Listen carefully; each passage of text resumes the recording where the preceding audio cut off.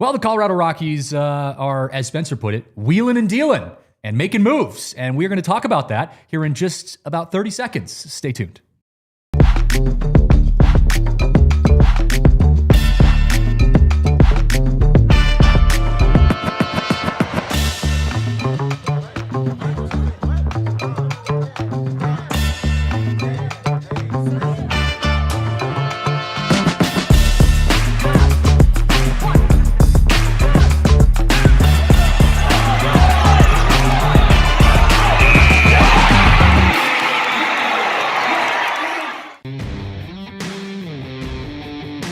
What's up, everyone? Welcome in to the DNVR Rockies podcast, and we are here live from the Xfinity studio. It's the first time officially. We've been talking from this studio for a while, but first time the official Xfinity studio. I feel like we're moving up in the world. All studios are created equal. Yeah, this isn't just studio anymore. No. For a little peek behind the curtain, this was literally just called studio, which was very confusing for a while. But now it makes sense because they were waiting on this exact thing. So.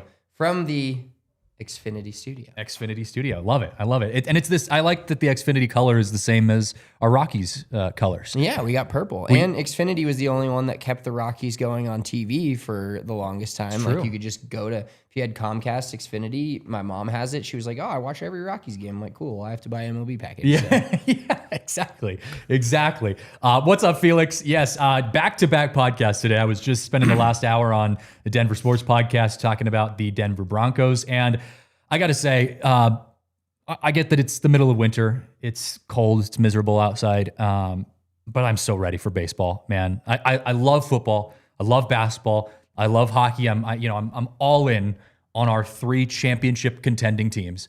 But I am unhealthily anticipating a 100-loss Rockies team to start up again and me to go all in on that. Yeah, how long is it going to take you to wish that football is back?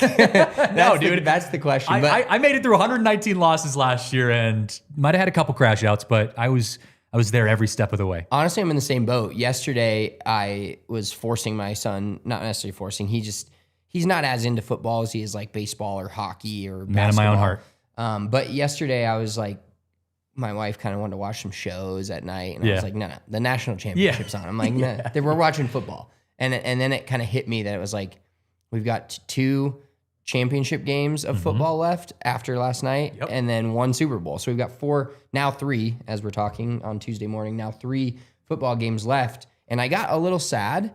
And then I thought about that fact being at 1 March Madness, which I'm really into, and then March being spring training. And late March, the Rockies will fly to Miami and play some meaningful games. And I cannot wait for that. And in the midst of all of that, your wife is giving birth to your second child, and that's just nowhere even in the conversation. It's just baseball's coming back. We got March Madness. And you're giving birth to a kid too. Yeah, for any of those of you that have kids in the comments or just listening to this audio version, kids are great. Greatest thing in my life, but the first couple weeks of a kid is not fun. No matter how you slice it, it is not a fun. So I've kind of not blocked it out. I don't think, hopefully my wife's not listening to this, but I've all I can think about is, hey, when he's 4 months old, we'll be taking him to Rockies games. That's going to be our easy family thing out. My other son loves it so much. The first thing that he'll go to, based on when he's born, he might hit a few Nuggets games here and there, Avs, but most likely just going to be a lot of Rockies games this summer where we can get out and enjoy the warm weather and the cold beers. And see, it's the opposite for me. Mine is due in July, which is just dead baseball season. I mean, that's right smack dab in the middle of baseball season. So by the time mine's old enough to like start going to games, it'll probably more be like Nuggets games or Avs games. So we're gonna have to wait a little bit on the baseball to come around. But we are gonna be going to FanFest coming up this Sunday, right? Saturday. Thank God it's Saturday. Yeah. If it was Sunday, I'd be like, we're not going to that. Sorry, I'm not going to be there. Yeah. So Saturday, we're going to be going to FanFest. It's going to be a good time. Sawyer's going to be there with you. Your kid, you're going to be there with your kid. He is. I keep telling him we're going to Rockies, to Coors Field. Nice. Yeah, and I've got a little in my room, in my office, which we're potty training him right now. He really loves to go to his office, my office, and do his business. So I've had to shut the office closed lately. But he goes into my office, and I have my media pass that we got one from just the Rockies in general, and then the other one on the other side from winter meetings around a Coors Field picture. And he just always points at it. He said, "Dad, I work in Rockies." And I'm I love it. buddy. I love it. Well, we got a lot to talk about on the show. Bradley Blaylock was just traded. Shockingly, as much as it hurts my heart to say it, I didn't think the Rockies could get anything back for Bradley Blaylock. So we're going to talk about that. We got to talk more in depth about Willi Castro because he was signed a couple days ago. We did our emergency podcast on that. It was kind of our quick reactions, but Spence and I both had to dip. So we're going to talk more in depth about Willi Castro today. But I want to start with this story because it's kind of a short, I wouldn't call it a nothing story, but it's a short story. And EB brings it up in the chat. What is the real story behind Kris Bryant and the Rockies and the Cubs 2016 World Series team reunion? Now, I have not talked to you about this. So this is, do you know what this is about? No, I'm finding out as of this moment. Okay. So if you guys are new to this story, basically what happened is the Cubs had a 2016 World Series reunion, which Kris Bryant was obviously a huge part of that. You could argue one of the biggest parts of that. And he didn't show up.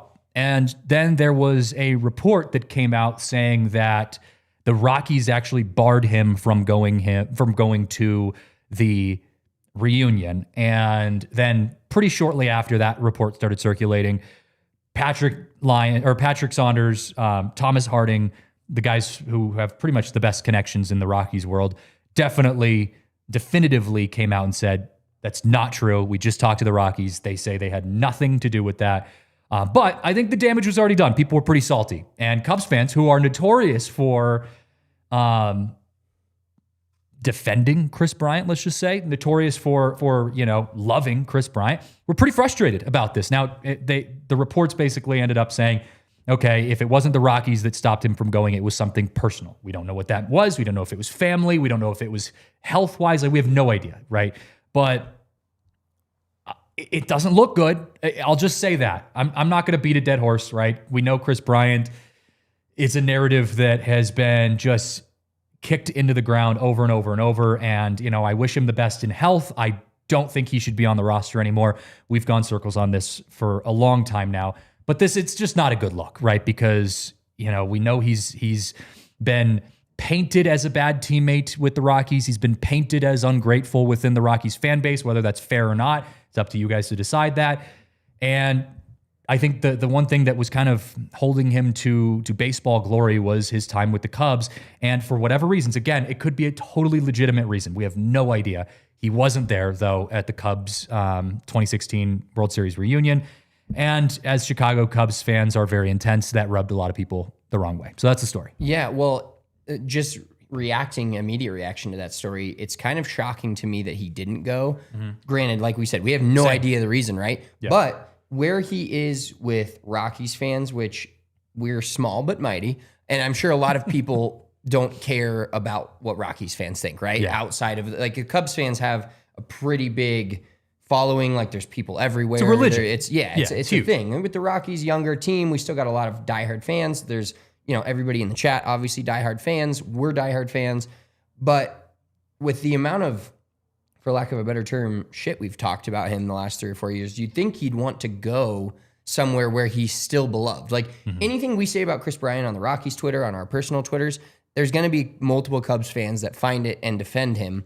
And so when you're also shunning, for lack of a better term, your people that are at your defense, that seems a little shocking to me. Like, you'd think he'd want to relive his glory days of baseball now that he's not playing and rotting and ruining another franchise and hamstringing another franchise financially. At least he could go get some good feelings from that. I bet you if he was sitting right here, if he was on our call right now, he'd probably say, that it was a personal reason. Like, I wanted to be there.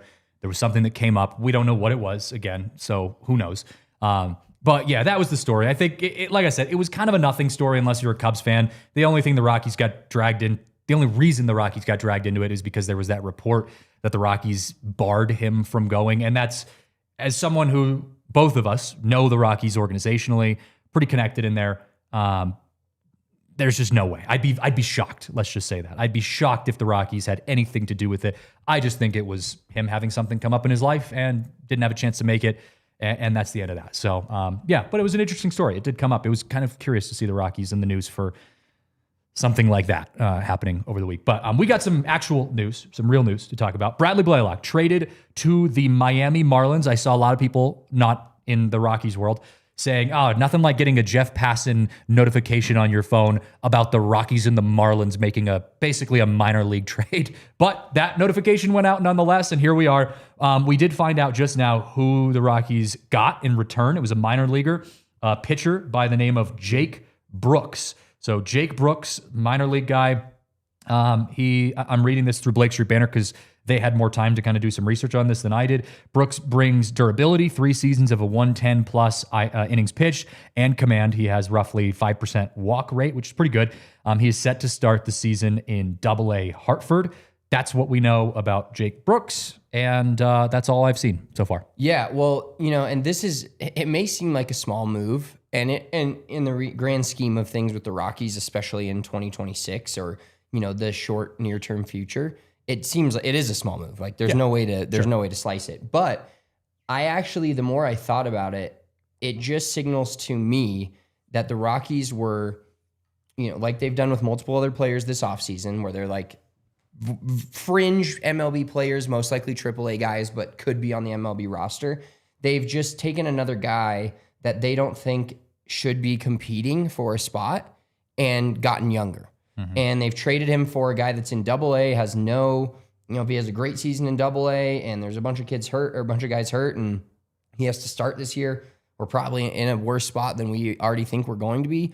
But what it signaled to me is like, okay, Bradley Blaylock's pitched. He was your sweet boy. He's pitched in the MLB like for, on and off for about a season and a half now, up and down and back. And they're like, all right, well, this guy is not part of who we want to compete for a roster spot, who we want to compete for a rotation spot.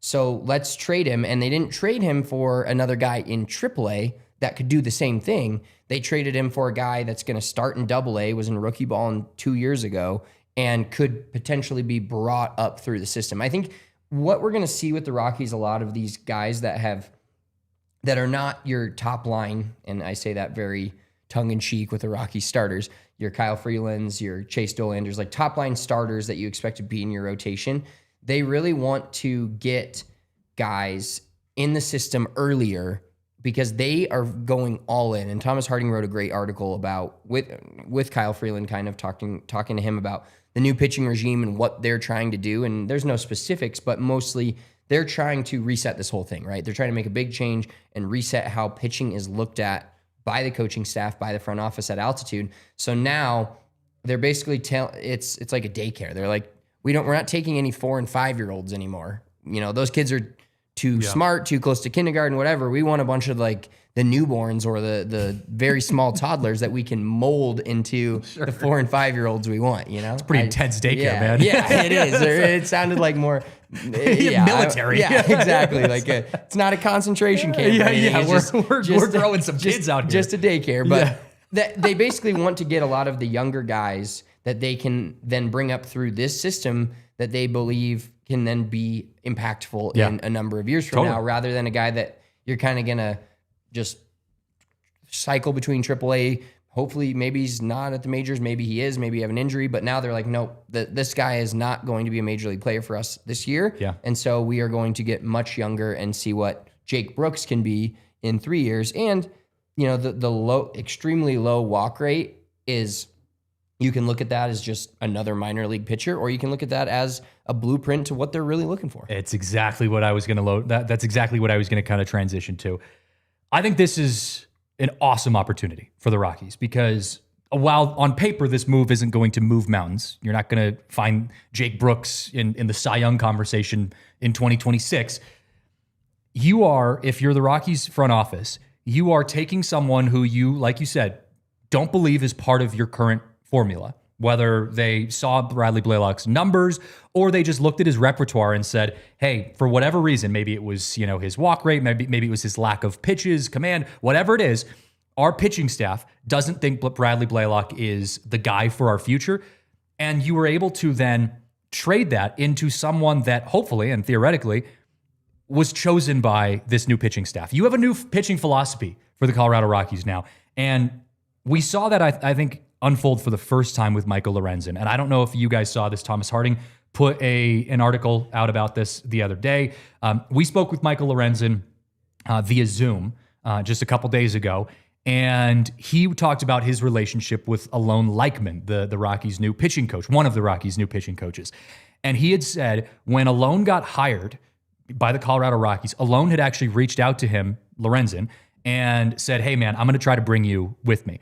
For whatever reason, Alon saw what Michael Lorenzen had. He'd worked with him in the past and said, hey, I think you are a great fit for what we can do in Colorado, our new pitching philosophy, and I'm going to bring you with them. I'm imagining Alon Leichman then talked to Paul DePodesta, Josh Burns, and they all kind of came together as a unit and said, we think you should go after this guy. They did. They got Michael Lorenzen. He was the first free agent signing of the offseason, and he's going to be a starting pitcher in 2026.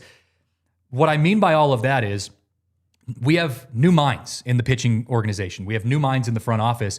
And so if you get rid of Bradley Blaylock and you bring in some no-name minor leaguer, I could tell you with immense confidence that this front office, this coaching staff, looked at Jake Brooks, looked through all of his stats, and said, you fit what we think we can turn you into, what we think our pitching philosophy is going to be in the future. And so they can have now their guy, instead of a guy who was from the Bill Schmidt era, they have now their guy, Jake Brooks, in, and they can work with him on what they think they can build with. So I think it's great. You're going out with the old, in with the new. And even though it's kind of a no-name guy, right? It's not, like I said, it's not going to move mountains.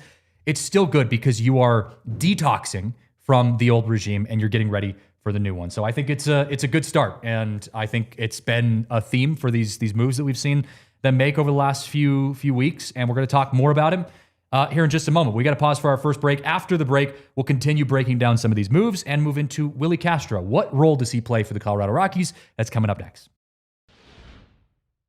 Well, I want to give a huge shout out to our friends at Xfinity. Xfinity has a 5-year price guarantee with reliable and intelligent Wi-Fi. I've been an Xfinity customer for as long as I can remember. As long as I can remember owning Wi-Fi, actually, I think, which has been a long time.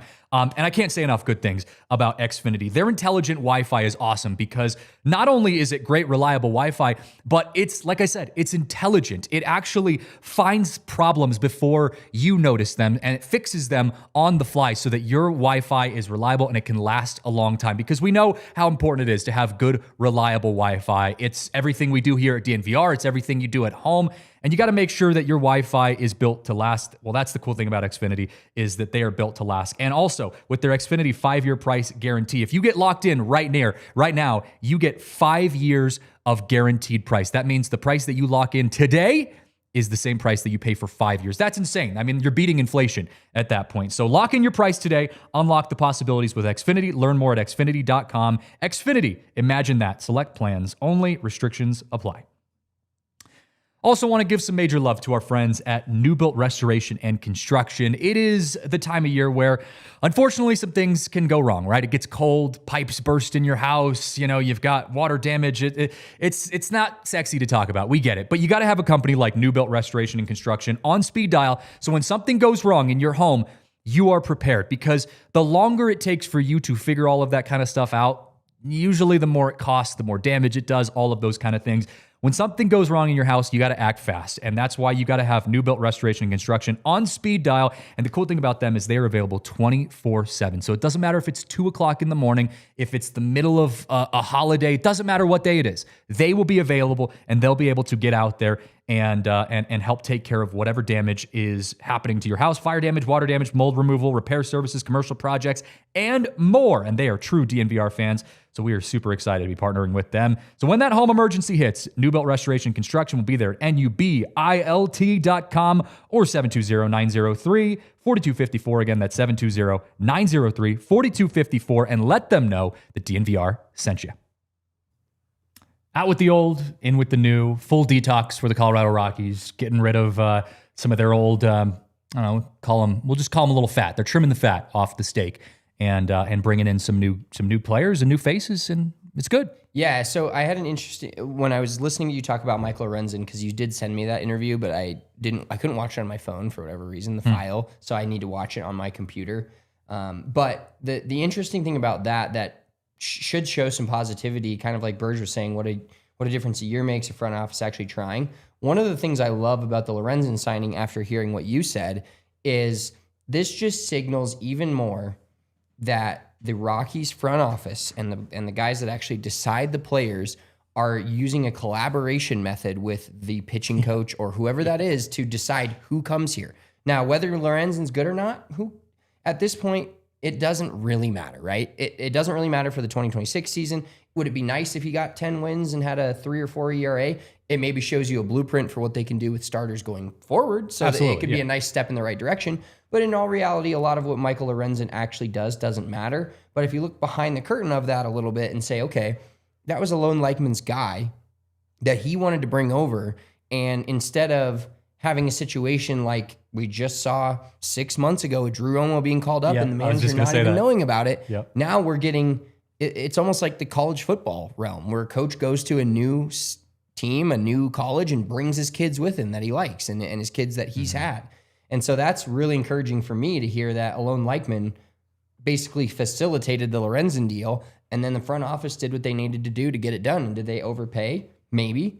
But you kind of have to. And if you're a Rockies fan and don't realize that we have to, and I say that as the Rockies, have to overpay to get not only players, but especially pitchers to come to Colorado, you just don't know what's going on. So they had to overpay maybe a little bit, and maybe you're giving $8 million to a guy that you look at the numbers and you're like, I don't know. But this could be a literal blueprint for what they're doing going forward in a massive way. Yeah. And I don't want to make any promises we can't keep, but there is, let's just say, a good chance that we have one of the pitching staff, whether it be Alon Leichman or Matt Daniels or some of the other pitching coaches, on the show here soon. So that is in the works. So hopefully we can hear from them directly coming up in the next couple weeks. But there's a lot to talk about with pitching, and Michael Lorenzen being one of them, just signing Jake Brooks to a minor league deal. I'm just very curious to see what the Colorado Rockies pitching philosophy is, even if they're not going to give us the inside secrets. I'm just curious to have those conversations. I was a pitcher, albeit never close to being a big league pitcher. I was a pitcher, so I definitely have more of an interest in those kind of things. I'm the type of guy that I love and prefer a good pitcher's duel over a home run battle. Like those, that just gets me all hot and excited. So I'm interested to see how the Rockies actually approach this season with pitching, and then approach the future, because as we've said before, this season is not the end all. This is not the window in which you're trying to compete. This is a filler year. You're learning a lot about what this team can be this year. Lorenzen, while I would love for him to be an absolute stud or even have shades of what he used to bring to the table in his prime years, the reality is there could be a good chance that he's just a mid-level Rockies starting pitcher, and that's all we need him to be this year. So we'll keep an eye on it. We got to change gears though. Willi Castro, we did an emergency podcast on him. He was signed literally while we were on the phone with Paul DePodesta. Paul was not able to comment on it. It has not been made official by the Colorado Rockies, so there has been no subsequent 40-man roster move. We expect it to be Amador. We talked about that on the show. But it could also be another pitcher as well that gets moved, similar to the Bradley Blaylock situation. But Willi Castro, super utility guy. I know people are talking about him in the chat. He's a guy who can play pretty much anywhere. Someone said it on YouTube in the comments that I didn't even think about. He plays in the outfield, or he can play in the outfield as well. You don't even think about that. They were listing him as, when I was looking through some of his first stats and some of the first signings of him, or the different teams like the Twins and stuff, it was like the outfielder, and I was like, am I reading this incorrectly? Yeah. And then he kind of moved, obviously, I forgot completely to the infield. But he's I can't say better. They're both kind of mid as of right now, especially the way Tyler Freeman ended last year, but they're basically the same player. Yeah. I think you get a little more out of Willi Castro, a little more versatility, more speed, defensive ability. Absolutely. Castro is a much better defensive player. He doesn't have power though. So yeah, offensively, he's kind of like Tyler Freeman, but he was recently an all-star. So the ceiling, I think, is much higher. Whereas Tyler Freeman had a good half of a season, but that feels more Nolan Jones-esque to me than it does sustainable, or more depth to that. But I think in thinking more about this after we did our emergency pod, and thinking a little more in depth about the Willi Castro move, I think there's a good chance that he ends up kind of being the first move that we see in this infield. And I know we talked a little bit about this on the emergency pod, but I think there's a world in which Kyle Karros is not starting at third base. this year. I think Karros is another one of those fringe guys. I don't think he's quite at the level of Jordan Beck yet. And I have my reservations about Beck, but I still think Beck is at least a starting big league outfielder. He still just needs to develop beyond that. But I think we see Castro sitting in at second base, and I think the Rockies end up signing another third baseman. I think this is just the start of what we see in this infield. We talked to Paul DePodesta the other day, and he said we're still looking at starting infielders. Now, whether that meant just Willi Castro or beyond that, he, again, couldn't confirm or comment on the Castro deal.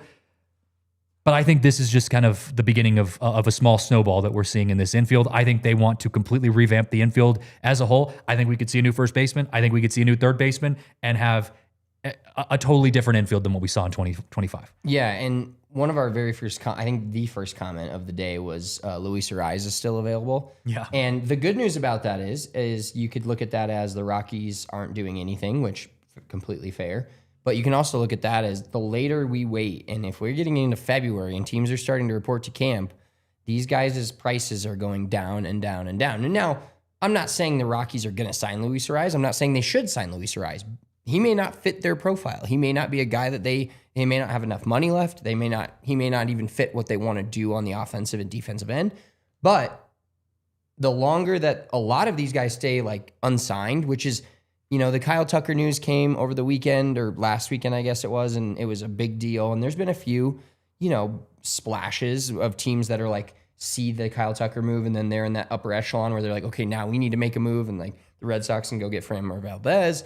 But the Rockies are in that secondary tier where it's like, we're not looking at the guys that are going to cost us 10, 15, 20 million a year. We're right in this 6 to 8 range, which is Castro, Lorenzen, and there's multiple other guys that are still out there, which you can target, and their price is only going down the closer and closer we get to spring training beginning. I was pretty surprised, Spencer. So I put in our diehard Discord. If you are a DNVR diehard, jump into the Discord. There's some other diehard fans in there, Rockies fans specifically. I put in there that I was kind of joking, but I was like, hey, Ariz is still available. And I was getting roasted by our Discord. Nobody in our Discord. And again, these are, like you guys in the chat, diehard Rockies fans. Some of you might even be watching the show.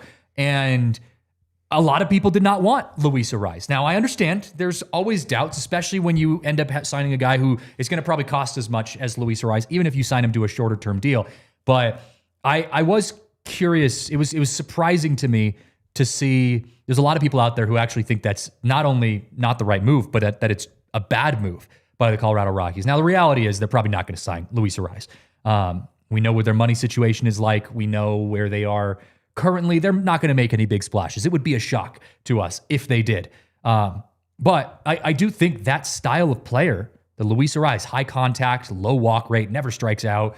High contact, high walk rate, never strikes out.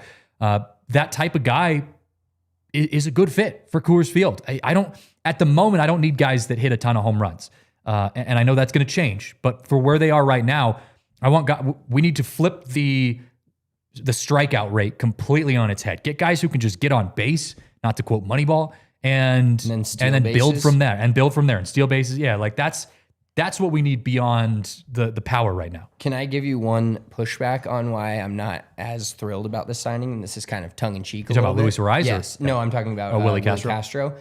It was very clear last year. We crashed out multiple times personally, not on our show, more just text behind the scene. Yeah. Behind the scenes crash outs about the lineups. Yeah. And so I just read that Willi Castro has played professionally, so minor leagues or majors, 550 innings at every position on the field except for first base and catcher. So are we going to get Warren Schaefer starting him at second and then starting him at third and then starting him in left field and then starting him in right field? Because like I said, it was behind the scenes, and it wasn't, we like Warren Schaefer, and I fought for him to keep his job, and it worked. Credit to me. You did it, yeah. But his lineups have given us a little bit of a crash out last year. Oh yeah. And probably my biggest frustration with Schaefer was his lineups. Right. Yeah. And there's only really, when you look, from what you can see watching baseball as a fan, or even, even where the access that we get, the two things you can judge a manager on are the lineups he puts out and when and who he goes to in the bullpen. Those are like the two biggest things. Everybody else, that's all you see, right? There's more to it that we don't know. Even I don't know. But that's one of the things where like his lineups last year were just kind of scattered, or you'd see a guy, I don't know if it was Bud Black that said this or just, Drew Goodman, I know, has said it. So he's quoted somebody. If you hit a home run in a game, you start the next day. No matter what. That was Bud Black. Yeah. And I'm like, Buddy Black obviously did what he did for this franchise, took him to the playoffs a couple times. A good MLB manager just wasn't a fit anymore for this team. But I do not want to see a guy who's on a heater or playing good at second base, and then all of a sudden, he's starting in left field today. Like, that can't happen. Schaefer goes with the whole pre-planned approach. You say, we scheduled Hunter Goodman this day off, a month ago or months ago. And I like a little more feel. I do like a little bit more feel than that. It is one of the questions I'm going to ask Schaefer when the season starts is, hey, do you plan on taking a different approach to how you build your lineups now that you've had a chance to kind of develop these guys a little bit more? You have a full season now. You've had a full off season, and you know what you're working with. What are your plans with that? But speaking of the lineup, we got to hit our next break. But after the break, I want to power rank our starting lineup because we have an idea of what the starting lineup's going to look like. And I'm curious where you guys think some of these players should be ranked amongst that starting lineup. And a lot of that's going to have to do with who we think might be traded coming into this 2026 trade deadline. And before we go to break, Burge, I can believe that an organization paid $60 million for Kyle Tucker, not because he's worth $60 million a year, but because it's the freaking Dodgers. Pause for a moment. We'll be back after this. All right. I want to take this opportunity to quickly give a shout out to some upcoming events that we have because you are Mr. Events. You are, for those of you at home who don't know this, Spencer is actually DNVR and ALLCITY's events coordinator. Is that your official? I am, yeah. Yeah, so you do all the events. So if we're doing a golf tournament, stuff like that, Spencer's the one who puts all of that together. And we got a huge one coming up on Sunday. Biggest event of the year. Yeah, arguably. Biggest event of the year, AFC Championship tailgate right next to Empower Field at Mile High. And we have a lot of people, like, if you're not going to the game, we have a lot of people that I'd say 75% of our tailgate goes to the game. The other 25% hang out and then go to a bar, come to the DNVR bar. Yep. Although you don't want to wait. If you're going to the DNVR bar this weekend, you don't want to wait to get there. The game, the bar will be packed a couple hours before. We've got Avs, Nuggets, and Broncos all at the exact same time. It's going to be great. It's awesome. We always get the schedule Scroogey from our general manager, Dre, is going to be living the dream. Yeah, 100%. So come to the DNVR Broncos tailgate, final one of the year for the AFC Championship. Last week was our first ever playoff tailgate. It was awesome. We had a ton of people there, crowded, music bumping, pregame shows there. And then this weekend we have another one that should be even bigger to head. Hopefully there's confetti and the Rockies, I'm reading the comments. The Broncos are headed to the Super Bowl. Yeah, would be electric. I was not able to make last Saturdays because I was doing a broadcast. But this Sunday, wide open. I'm going to be there. It's going to be a great time. I love that. It's going to be a great time. And then it's going to make me excited for baseball season right after that. All right. This Rockies lineup, okay? We've got some new additions, but realistically, I think Willi Castro is the only one who is probably entered the starting lineup. Lorenzen's going to be a starting pitcher, but I think we're not going to have them included in this completely. But I want to go through 1 through 9 starting lineup, including starting pitcher Kyle Freeland. We'll include Freeland into that just because he's going to be technically your best starting pitcher, at least as of now on paper. But I want to power rank this starting lineup, and I want to see what you guys think about this at home. So drop a comment in the chat if you have any suggestions on this. But I think number 1, best player for the Colorado Rockies, not really controversial, Hunter Goodman. And also, while I do think this has trade implications, this list that I'm putting together here, I don't think Hunter Goodman is on that list. I don't think that he's a guy, he's got so many years of team control left. He's basically free. I mean, you're paying next to nothing for him. He made the playoffs last year. If he has another great year, I mean, you hold on to him. You Ezekiel Tovar him. You sign him to a, kind of give him one of those Rockies, like those Rockies contracts. 7 years, $70 million, where it's like the market for him would be way higher than that, but it's your guy, and so you get that semi. I mean, what did Toby sign? 7 years was $121 million or something like that. I think it was right around there, but it was like it does seem like for all the bad things the Rockies have done in their history, 7 years. No, not even close to what I was saying. 63. I was going to say, I thought it was way less than that. For all the bad things the Rockies have done, they do, when they actually do extend their own guys, they get really good deals on them. Yeah, now, that is a great deal. I was totally off on that. That one is bad, but like even Freeland probably was a little too heavy. Freeland was a little heavy. I think he's due to make 16 this year, which is a little heavy. It's not heavy when you look at that's your ace and that's what you're paying him, but it is heavy when you look at his performance. And Coors Field, Coors Field degrades any pitcher. I mean, Ubaldo Jimenez. We always say like, you can have really good pitchers at Coors Field, but they just won't last, right? You better be a contender in the year that your pitchers are in their prime. Because Ubaldo Jimenez, when he was in his prime, he was by and large the best pitcher in all of baseball, not just in Colorado, in all of baseball. But that window was so short. You just can't sustain success as a pitcher at Colorado. Exactly. But the Rockies do a good job of signing, and I guarantee you, with when they signed this deal, this was March of 2024, everybody else in the major leagues was like, damn, I wish we could have gotten Ezequiel Tovar for $9 million a year. So they have done one positive thing with a couple of these guys. And I bet Hunter Goodman, if he makes another All-Star team, maybe they extend him in the middle of the year, or maybe it's the end of the year. But I'm guessing we're going to see a ballpark of 6 or 7 years for 75 million, maybe 70 to 75, because he's a better hitter and he's more important to your lineup than Tovar, but he's also not a Gold Glover. Yes, and his defense play weighs you down a little bit. The other thing is, if we're being realistic, I doubt they actually sign him to an extension until after 2027. You have years of team control, so you don't need to.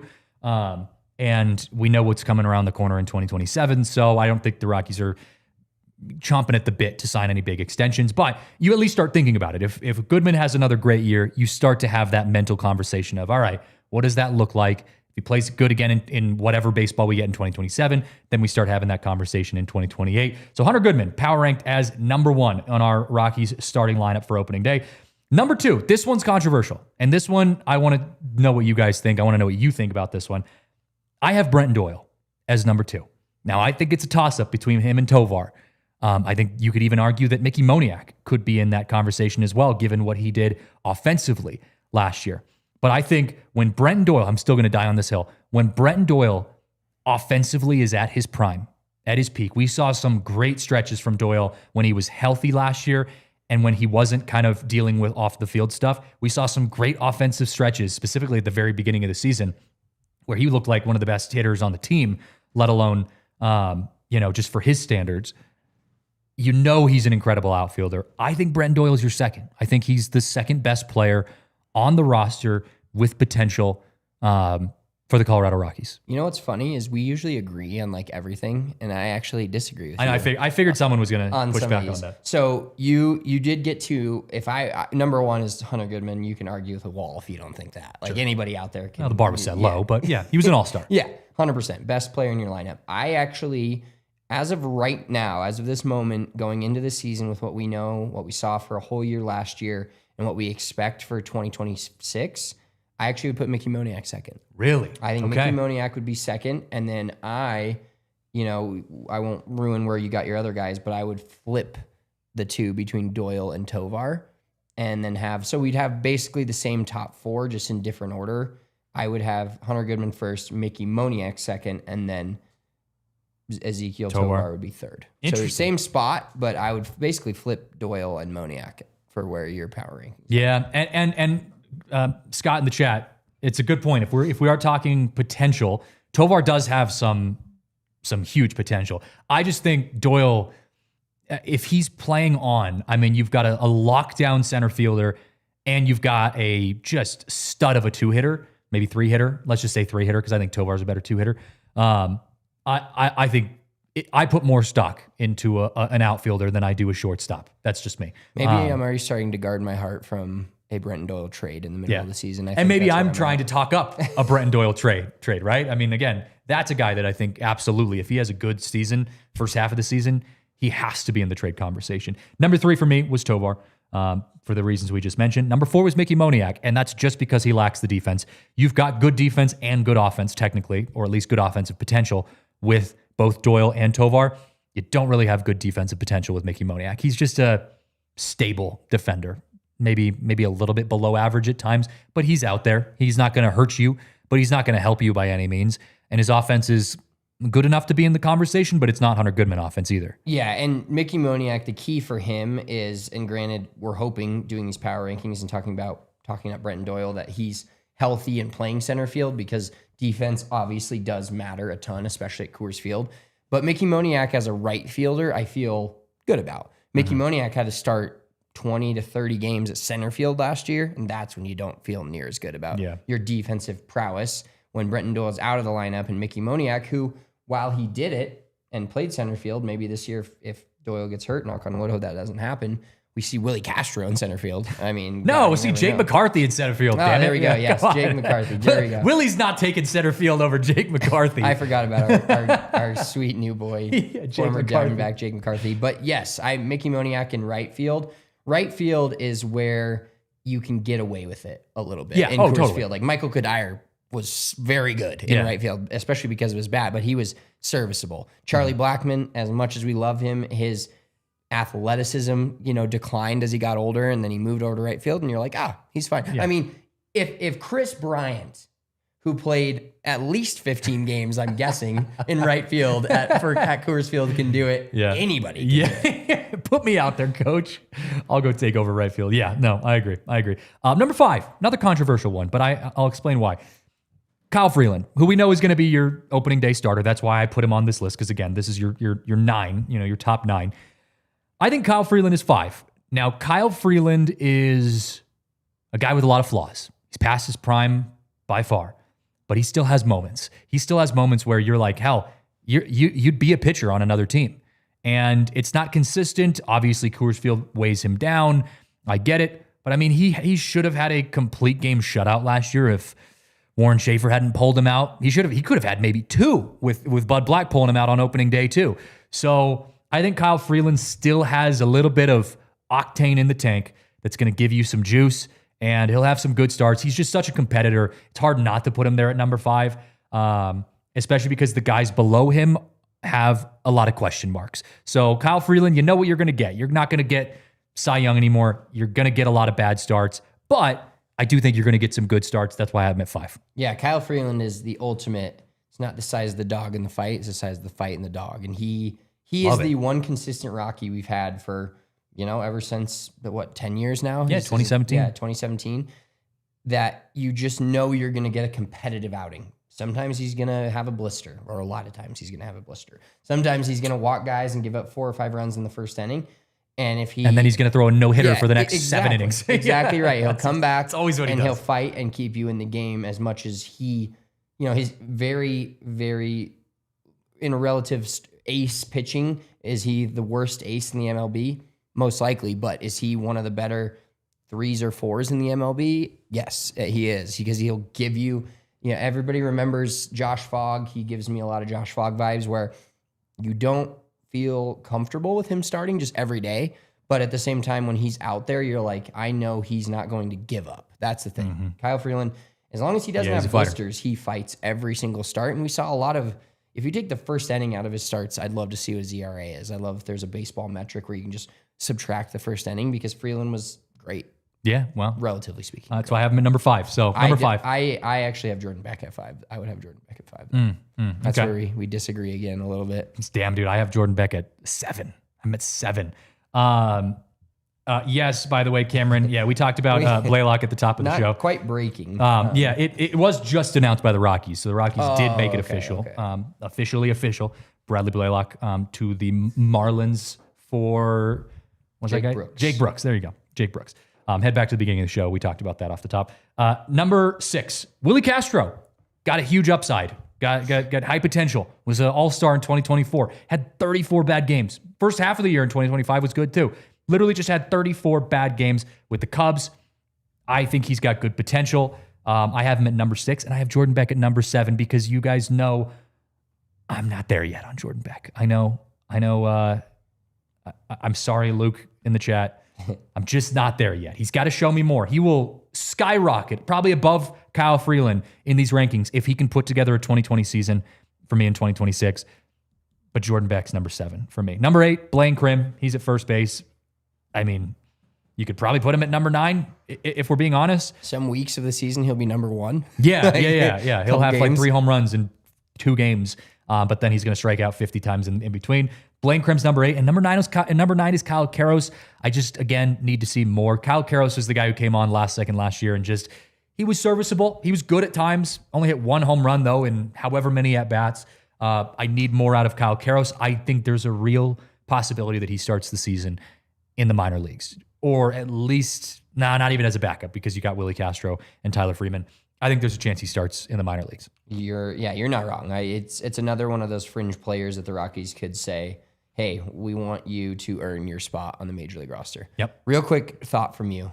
If you had to power rank the Rockies, these 9 guys, on just completely their ceiling, like if they hit their ceiling. That's a good question. How I won't make you dive all the way into it. How close does Willi Castro get to the very top at his ceiling? I think he gets to 3. I think he can get to 3. If we're basing them off of potential, Hunter Goodman's got huge potential. He hit it last year. Brenton Doyle's got huge potential. Tovar has huge potential. And Moniak does too, but I think Willi Castro is higher than Moniak. So I think you can get him up to 4 in that list. I think you could be tickling 3 a little bit if Tovar, isn't what we thought he was. We know he's got a great glove.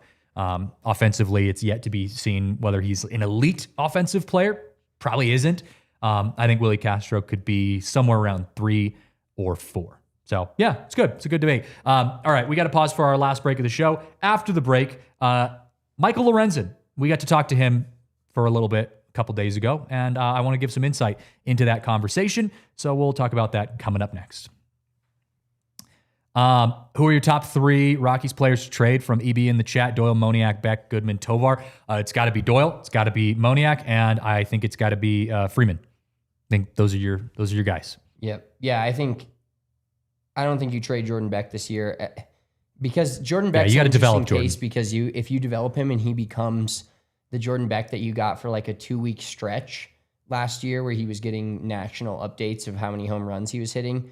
Remember, he was in AAA, and that's what kind of saved his season, honestly. He went to AAA, came back, and granted, he didn't have a lot of competition in left field last year, but he came back up and showed that he's a serviceable major leaguer. But I don't think you trade a guy like that because, number one, his value is too low right now, and number 2, if he becomes the Jordan Beck that we think the potential of the guy that was drafted is, that's a great guy to have in left field for moving forward for the next 5 to 6 years because he's that young. Yep, totally. So yeah, Doyle for me. Again, and you look at the age too. Doyle's 28 now. Moniak, I think same, maybe a little older, 29. Yeah. I think he's turning 29. I think he's either turned 28 or is turning 28. I think we're going to have a couple 28-year-olds. Yeah, 28 for Moniak and Doyle. And then Freeman is the same way. Freeman, you don't need 2 utility players. If Willi Castro's there, then you don't need Tyler Freeman to be as big. But Tyler Freeman, you can kind of bank off of a good season last year for him. So I think those 3 guys come trade deadline. Like my goal for 2026 is that those 3 guys are all still playing really well. And you could literally just dump all of those guys for good players, like good up and coming players, good prospects. I think that would be a best case scenario. I would feel so much better about 2027 if we see those 3 guys traded for good returns in 2026. That'd be huge. That I don't care what the wins and losses are. I will once the season starts, but right now, I don't care what the wins and losses are. If you can hit on 3 good trades like that, huge. Successful season in my book in a rebuilding year. Absolutely. And get high value and restock your minor league system and hope for some more darts at the board. Yeah. Interesting fact, Mickey Moniak and Brenton Doyle are literally 1 day apart age-wise. I did not know that. So Mickey Moniak will turn 27 and the next day, or turn 28, excuse me. The next day, Brenton Doyle turns 28. Okay. Yeah. And look, by no means does 28 mean you're washed up and ready for retirement, right? You arguably that's prime. That should be when you're at your prime. But the Rockies aren't going anywhere near the playoffs for the next 3 years, most likely. And so if you're looking long-term, does a 32-year-old or 31-year-old Brenton Doyle and a 31-year-old Mickey Moniak have the same abilities as a 26-year-old, prospect that's going to develop into one of those guys? Like that's what you're kind of trading off. So I do think it's an interesting question, though. It's a good question. Well, yeah, and even though Paul and the front office won't, which they'd be stupid too, so I'm not blaming them, but they haven't directly ever answered the question that's been skirted around by multiple people of how long do you think this rebuild's going to take? Well, theoretically, like you said, if it's 3 to 4 years, you're not going to be doing that with a bunch of 32-year-olds. You want to be doing that with a bunch of 28-year-olds, which are now 24. Yes. Like Jake Brooks. Not saying Jake Brooks is part of the rebuild. Rock Riggio, baby. That's the point, is when you compete in 4 years, you want a couple of 33-year-olds on your roster, but you don't want to be littered with them. You need some Charlie Condons. You need some Ethan Hollidays. You need those guys. Maybe not talent-wise, or hopefully talent-wise, but you need that age range. So change gears, though. Talk to Michael Lorenzen on whatever day it was, Thursday or whatever day the Willi Castro deal was made. Got to see some insight into who he is, his pitch repertoire. I loved that he seemed very genuine about wanting to play in Colorado. And I get it. He's trying to save his career. He's going to play wherever he's given the opportunity to play. But between his conversation with Alon Leichman and how, they had a connection before Leichman was even brought onto the Rockies, and Leichman saying, hey, if I come to the Rockies, I'm bringing you with me. From that perspective, and also the fact that he believes that his pitch repertoire, he has 8 pitches officially, by the way, that his 8 pitches can play in Colorado. I think he approached this in the interview that I was watching and the conversations that he was having in a great way, with a great mindset. And with the resources that the Rockies now have, with 5 pitching coaches now, or an entire pitching department, I think there's an opportunity for him to, I wouldn't say thrive. Again, he's not going to set the world on fire most likely, but to be the pitcher that we need him to be in 2026. Again, you don't need him to be a Cy Young. You need him to be a 3. Maybe a 2, depending on what Chase Dollander does. You need him to back up and get you innings. You need him to back up Chase Dollander and Kyle Freeland, and you need him to just get you a ton of innings and be relatively stable in there. I'm thinking a guy with a 4-something ERA. I mean, that's what Kyle Freeland had last year, and I was kind of okay with that, given the standards. That's what we need out of him, and I'm curious to see how he ends up progressing with this new pitching organization. Well, yeah, and you want to see him become a blueprint. Is what you want. Like, if a guy's got 8 pitches, let's find out what works. And I think you'll get to kind of what he alluded to maybe being his best pitch at Coors Field. Mm-hmm. But like, if a guy has 8 pitches and Michael Lorenzen seems pretty in tune, not only with Alon Leichman and what the Rockies are trying to do, hence bring him over. And there was probably a conversation of like, hey, here's what we're trying to do. We want you to be the guinea pig for that. Yeah. And Michael Lorenzen's a great guy that they can be a guinea pig for that. He's pitched in big games. He's, a veteran starter, a solid veteran starter. It's probably pitched at Coors Field a couple of times already, but now he gets to come up to Coors Field and like he said, throw some bullpens and decide how to help this younger Rockies rotation along the way. Like, if Michael Lorenzen does nothing but help Chase Dollander potentially reach his potential, that's $8 million well spent, whether he has a 5 ERA this year or a 3.8. Yeah. He was talking about his pitch repertoire. He has 8 pitches. He's apparently adding a 9th pitch this offseason that he wants to throw at Coors Field, which we saw Kyle Freeland actually have a lot of success adding a pitch last year as well. That sweeper was arguably his best pitch for Kyle Freeland. Lorenzen has 3 different fastballs, 2 changeups, a slider, a sweeper, and a curve. That makes 8, which means he's going to be developing another pitch after that. He said his bread and butter is his changeup, and he talked about how his changeup could be his go-to pitch at Coors Field, which you love to see that, because the cool thing about a changeup is you're not really relying as much on movement with a changeup, which obviously movement is a challenge at Coors Field because of the elevation. You're relying on the ball speed changing. And so when you go from a guy who has 3 different fastballs to 2 changeups, and you can change not just the pitch path, but you can also change the speed and really work with that, keeping hitters on their back foot, all of those kind of things, that's when you start to see some success. So I'm curious to see if that ends up working. But he has this quote that I wanted to read to you guys. He said, "But obviously being in Colorado is going to have its challenges, so I'll be making my way up there soon to throw a few bullpens and see exactly how these pitch shapes are going to move. That will give me an idea of how I can best use each pitch. Do I pick up 3 of them? Do I lean on certain pitches more than others when I'm pitching at altitude?" And then he went on to talk about his changeup. It's the first time, too, that I'm sitting here thinking to myself, we actually have a data and analytic-minded, technology-driven pitching staff that's going to get him ready for that. Like, they're going to know, at least on paper, what to do with his pitches. He's gotten 8, maybe 9 pitches that he's bringing to Coors Field.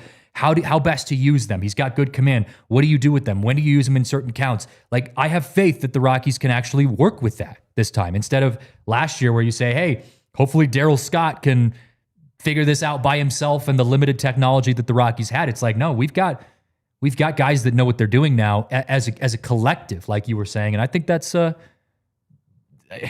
it's at least a good experiment, like you were saying. Yeah, exactly. That's what you're doing. You're experimenting in 2026. You're trying to figure out what works, who's going to be part of your organization when you eventually plan on reaching the playoffs and winning baseball games consistently again at Coors Field.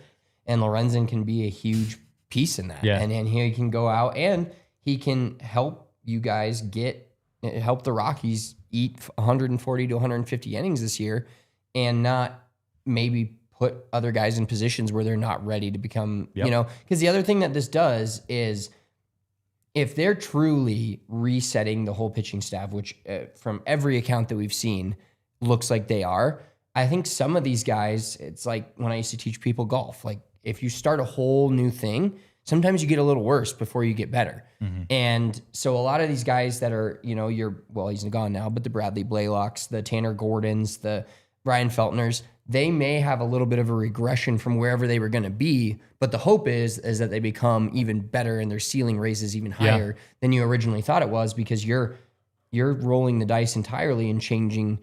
Not every pitcher is going to change, but you're changing your entire philosophy. Yeah. And so it's going to take these guys some time to get used to that. Whereas Lorenzen, if he's not good this year with this new philosophy, it doesn't hurt you in 3 years because he won't be a Rocky in 3 years. Mm-hmm. No, 100%. I want to wrap up the show talking a little bit about FanFest coming up here. We've got FanFest on Saturday. Spencer and I, the wives and your kid, we're going to be going. We're going to be hanging out, buying some stuff, just having a good time, talking to fans. Garage sale, I can't wait. If you guys are coming, drop a comment. We'd love to meet you guys. We'd love to see you guys and hang out with you there. So if you guys are coming to FanFest, let me know. If you don't let us know here in the comments, or if maybe you go back and watch the show at a later time, just hit me up on Twitter. I'd love to meet some of you guys, hang out with other Rockies fans. It's going to be a good time. Also, cool thing, we've talked about this before, but I wanted to bring it up again. Rockies front office is talking to fans. They are going to be doing a Q&A with fans, which is going to be awesome. So what kind of questions are you guys going to ask? What things do you want to know from the front office? Not only do you guys get to talk to the front office, we do as well. I'm actually having dinner with some of the Rockies people, front office, Warren Schaefer and stuff on Friday. And then we actually have media availability with them again on Saturday. And so we're going to be learning a lot of things from this new front office, from this coaching staff. It's going to be a good time. Yeah, I'm really looking forward to the fans' questions at Rockies Fest. I am very much looking forward to hearing what people have to ask, because I feel like a lot of Rockies fans, just like us, are interested in the direction of this team with an actual positive light for the first time in 3 or 4 years. There's going to be always the people that are negative, 100%. And then there's going to be people that are, and I'm one of them, that's always overly positive or overly optimistic about what their actual Rockies are as not only a roster that's going into 26, but who they are as a franchise. And it's going to be interesting to hear what these people have to ask, because I hope they ask some questions. Ask some tough questions, ask man. Some tough ones. See how they react to it. We'll probably get some boilerplate answers, but you never know. You could always get a fun answer, because the interesting thing, we haven't gotten to talk a ton to Josh Burns because he was so new at winter meetings and then has been very under the radar since then. Paul DePodesta is he's probably like, I'm fucking sick of these questions. Like I need Josh. But Paul's our point guy. He's the guy we talk to. And so I'm very excited to hear some of the media availability, some of the questions the fans have. I'm stoked to check out the garage sale. Mm-hmm. We're going to do a little competition that we'll have you guys all vote on, of who gets the better haul for $100. So this will be my first Rockies Fest, ironically. Same. I went last year, but to give you guys some context, last year for media, I didn't go to FanFest last year. I just went to the media side of things, which was very different. And all it was we all went up to the media dining room up in the press boxes. We went against the wall. There were like vending machines all over, and we're just against the wall. And they just put up a banner, and it was just Bill Schmidt and Bud Black. And they did 10 minutes of questions, and then they just left. And we were just kind of like, Okay, that was it. Like just night and day what we're talking about from last year to this year. Like I said, I mean, we're getting dinner with them the night before. We're going to be talking to them, obviously, with fans. We're going to be talking to them privately. Like it's great. It could not be better. And it doesn't mean that this is going to translate to wins. We say that all the time. I want to make sure I say that ad nauseum, but it is at least a refreshing step in the right direction. So yeah, we'll wrap things up on that. I think I see a lot of you guys saying that you're going. Almost everyone in the chat says they're going to FanFest. What? Jonah, yeah, exactly. Moneyball, it's going to be a whole thing. I wonder if he gets a Moneyball question. Someone has to ask a Moneyball question, of course. He's ready for it. It's going to be a good time. So if you see Spencer and I, like I said, we'll be there with the wives and kids. Stop by and say hi. We'd love to see you guys, to meet you guys. And if not, we'll just be wandering around and we'll jump back on the show coming up next week. Thank you guys for hanging out with us. We'll see you next time right here on the DNVR Rockies podcast. We all silly like the mayor.